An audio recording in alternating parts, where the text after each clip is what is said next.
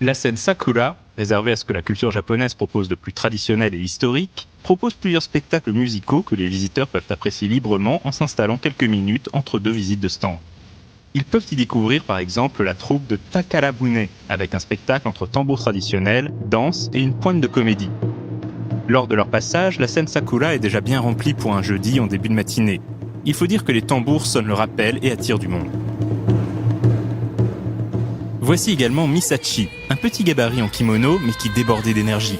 Elle chante des morceaux dans un répertoire folklorique mais sur fond électro-dance. Un mélange un peu étrange mais qui sonne plutôt bien.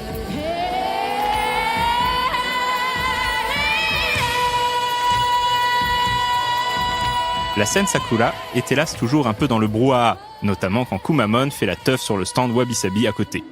L'artiste présente son répertoire lors de son MC, bien soutenu comme tous les ans sur la scène Sakura par des présentateurs traducteurs, toujours prompts à monter sur scène donner quelques explications.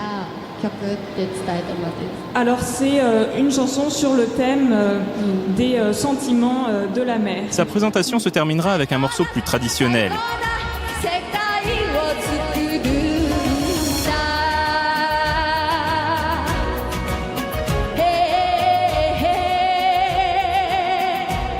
Kirie est une formation composée d'un beatboxer, d'une joueuse de koto et de 3 danseuses. Sur le thème d'une chanson folklorique dont une grande partie de l'instrumentation est réalisée à la bouche, les artistes proposent une longue danse autour de la libération. L'une des danseuses est au début prisonnière d'une corde rouge qui est détachée au fil du morceau. Un beau spectacle poétique.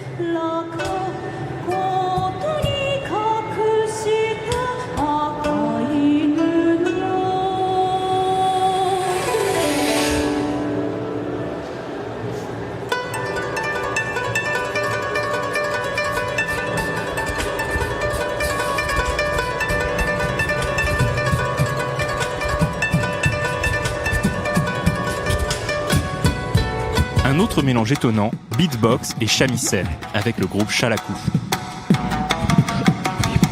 La programmation musicale semble particulièrement mettre en valeur ces variations modernes basées sur des instruments traditionnels cette année. En ce qui concerne Shalaku, c'est une belle réussite. Les deux artistes sont talentueux, notamment le beatboxer qui a un registre particulièrement étendu, pouvant reproduire de simples percussions aux boîtes à rythme électro-dance plus soutenues.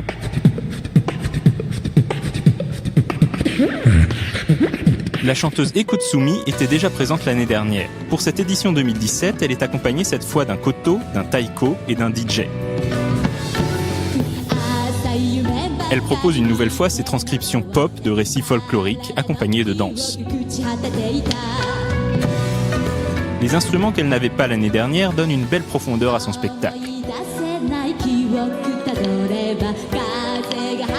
Et bravo pour ces chansons à texte, dont les paroles défilent sur l'écran en anglais et français. On aimerait voir cela plus souvent, notamment sur cette scène.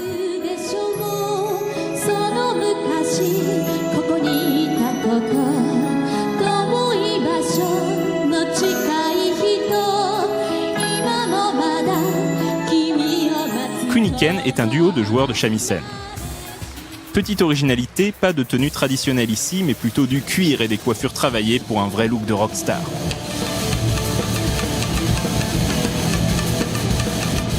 Ils ont d'ailleurs repris de nombreux gimmicks du rock dans leurs performances sur scène, avec par exemple d'amples mouvements de guitare, ou de shamisen en l'occurrence.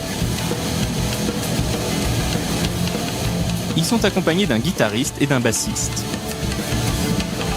Un titre plus traditionnel, uniquement au shamisen, sera l'occasion de constater toute l'étendue du talent de ces deux artistes.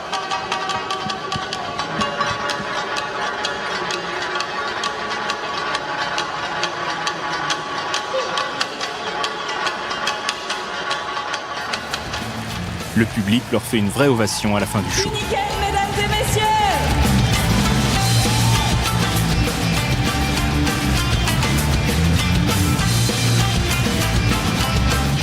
Le duo Néo Ballade est cette année accompagné lui aussi d'un shamisen. L'effectif du groupe peut même augmenter sur certains titres pour proposer sur scène une chanteuse, un batteur, un shamisen et une danseuse.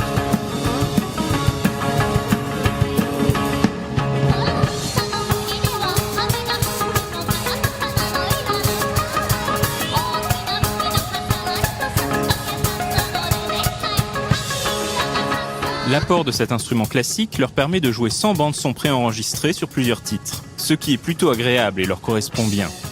Leur répertoire est toujours identifié comme remix de titres folkloriques façon techno-rock. Le titre traditionnel, Aizu Bandai-san, est d'ailleurs disponible en rotation sur la chaîne.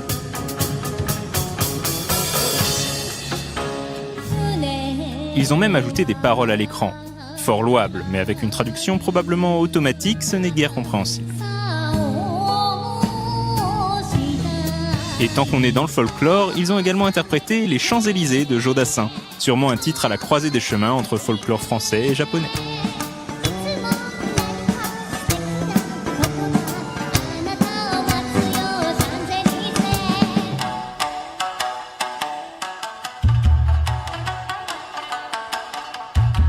Voici maintenant les Tokyo Rickshaw. Le groupe est actuellement composé de 4 conducteurs de pousse-pousse traditionnels, les Rikisha, que l'on peut croiser par exemple dans le quartier touristique d'Asakusa à Tokyo. Le groupe est même en tenue traditionnelle pour l'exercice. Ils proposaient d'ailleurs tout au long de la convention un tour dans les allées. Leur objectif est la promotion de la culture japonaise d'ici aux prochains Jeux Olympiques.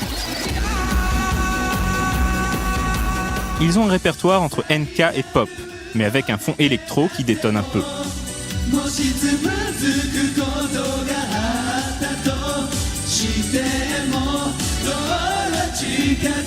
Si les 2 clips du groupe sont plus axés sur les aspects traditionnels, ils forment sur scène une sorte de boys band. Ils ont ainsi les chorégraphies qui vont avec, mais le tout n'est pas très gracieux. Ça manque clairement d'entrain, peut-être de pratique, et au final, malheureusement, ça ne rend pas très bien.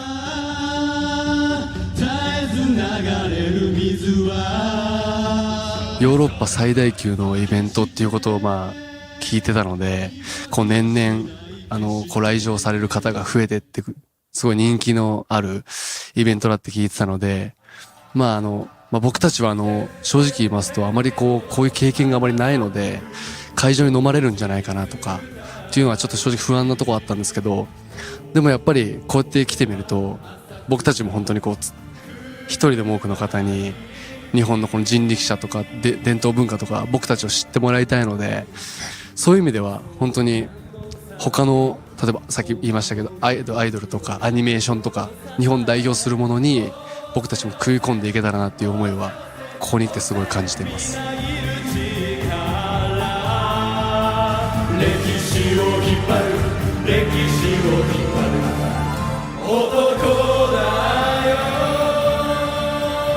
僕たちってだいたい夕方6時か7時ぐらいに暗くなるんですけど、10時でも明るいんですよ。いつ寝るのみたいな、僕たちいつ寝れるんですよみたいな感じで結構パニックになりました。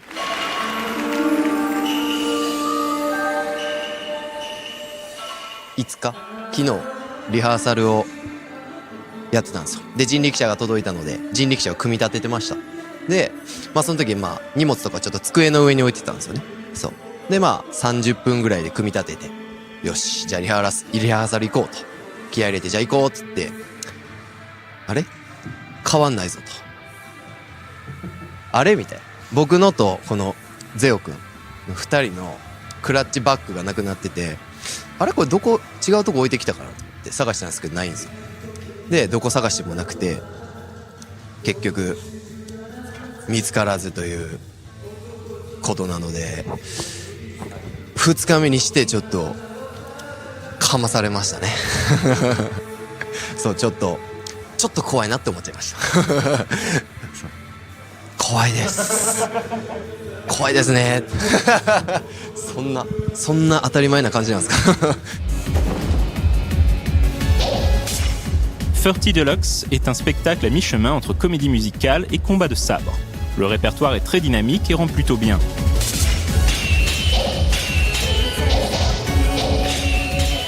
Mais le plus impressionnant reste l'aspect visuel.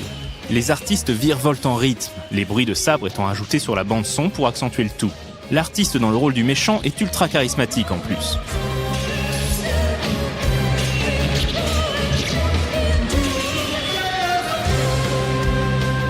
Un beau spectacle, bien plus intéressant que la troupe de Token Ranbu, une grosse machine qui, elle, a eu les honneurs de la scène Ichigo.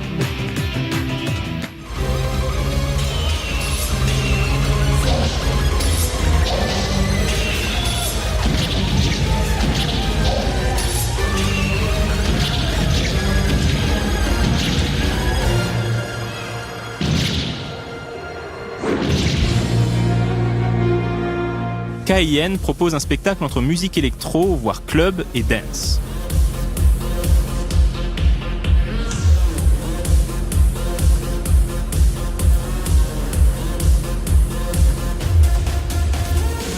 L'ensemble a également une dimension plus visuelle, avec des hologrammes par exemple, mais qui ne seront pas déployés sur la modeste scène Sakura.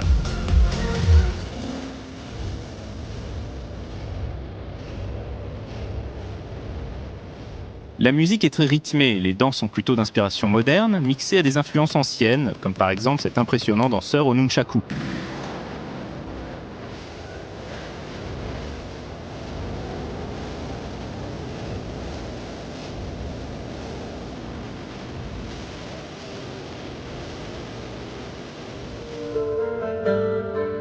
Actuellement installée à Paris, Takahashi Gao était de retour cette année à la convention pour un récital au koto.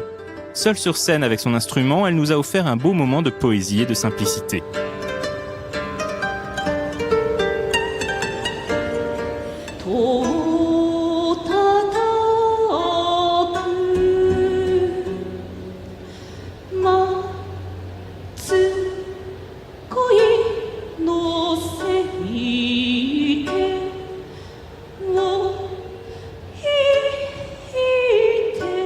Profitant de son bon niveau de français, elle a pu nous présenter directement ses travaux.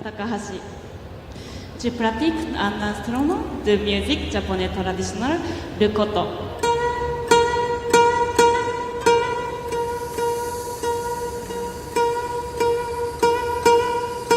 Enfin, le trio composé de Miho, calligraphe, Wacha, beatboxer et Takahashi Gao au koto était de retour à Japan Expo pour une performance à mi-chemin entre art visuel et musical. Pendant que le beatboxer construisait un morceau au fur et à mesure par ajout de boucles sonores, Miho, accompagné au koto, exécutait un spectacle entre danse et calligraphie.